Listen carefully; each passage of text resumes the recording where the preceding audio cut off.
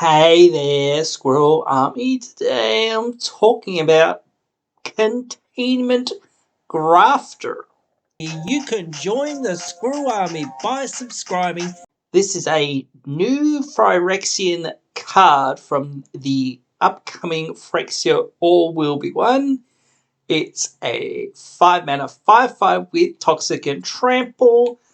Whenever one or more creatures we control deal combat damage to one or more players, we proliferate at the beginning of our instant. If an opponent has 3 or more poison counters, we draw a card, and then we may put a land card from a hand onto the battlefield.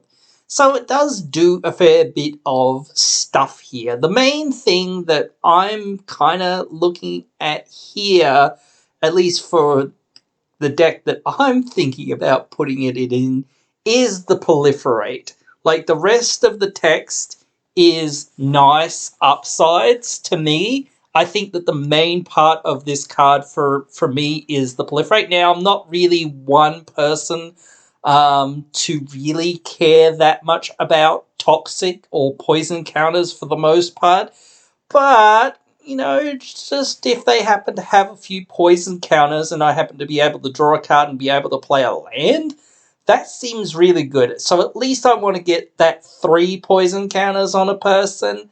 It is for each opponent, and it is for 1 or more. So it does hurt a little bit, but it isn't that bad. At least the ability does have haste. I was looking at one that's from the set that's quite similar, but it's on itself, so it doesn't help you. It only helps if it hits, not if anything hits. So I thought that this was a much more wide-ranging attack. I had the proliferate sword in my deck for quite a while. I thought it was all right. It's not terrible, obviously, but I just decided to take that out and try and replace it with this. Because I thought it would help out more of my creatures overall, not just help out one thing. Yes, the sword does proliferate everything, but still, it's for each creature and each opponent sort of thing as well, to a degree. So no matter, if I hit one person or 3 people, I'm going to get the effect.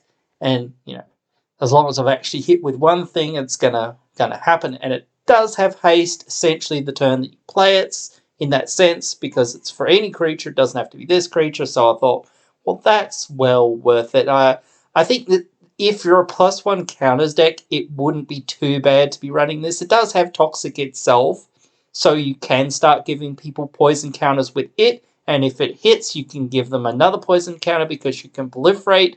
So that works out pretty well as well. But is also, if you do have hit people and given them poison somehow at some point, then that's not that bad. You can just start proliferating and proliferating until you get to 3.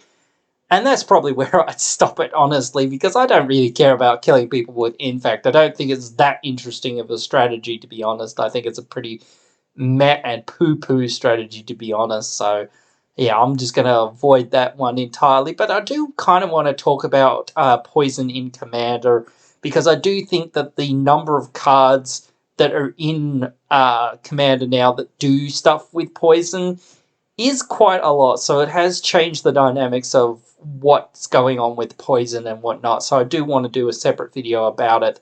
But yeah, I do think that this is an interesting card for certain decks. Even if you're just like a landfall deck, it wouldn't be terribly bad, just drawing a card and playing a land from your hand. So, that's alright still. It is once per turn, but still, that's not that bad. Getting that extra advantage is just nice. So yeah, and having just trample and a big body is quite nice as well. So, but anyway, you guys can let me know what you guys think of this one. As always, write your thoughts down there in the comments below, and I hope to catch you in the next one.